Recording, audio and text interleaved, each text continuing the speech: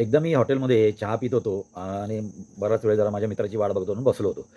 तर त्यावेळेला एक 10-15 वर्षाचा मुलगा आला आणि त्याला आईस्क्रीम खायचं होतं. पण त्याने बघितलं की त्याच्याकडे पैसे किती आहे. म्हणजे मी बघत होतो हा पैसे का बघतो. मग त्या वेटरला त्याने बोलावलं की मला आईस्क्रीम पाहिजे. तर वेटर आईस्क्रीम कितीचं आहे? तर तो म्हणाला ₹50. मग त्याने परत पैसे बघितले. तो म्हणाला अजून कमी किमतीचं किती आहे? तो म्हणाला ₹30. तो म्हणाला अजून कमी किमतीचं किती आहे? तर तो म्हणाला ₹20. मग त्यानंतर तो म्हणाला मला ₹20 आईस्क्रीम दे. त्या मुलाने आईस्क्रीम वगैरे खाल्लं, सगळं झालं आणि त्याच्यानंतर त्याने बिल मागवलं.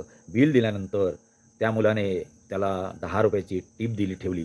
म्हणजे थोडक्यात काय तर त्या मुलाने ते आईस्क्रीम खाण्याच्या आधी त्या वेटरचा विचार केला होता, की याला टिप मला किती देता येईल.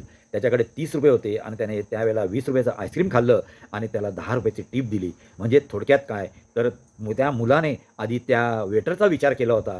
म्हणजे किती छान त्या मुलाचे विचार आणि मलासुद्धा तेव्हापासून असं वाटलं, अरे खरोखर आपण जर दुसऱ्याचा विचार केला, तर किती चांगली गोष्ट आहे. असंच नेहमी दुसऱ्याचा आपण आधी विचार करूया आणि जो वरचा आहे, तो नक्की आपला विचार करेल, असं मला वाटतं. तुम्हाला काय वाटतं?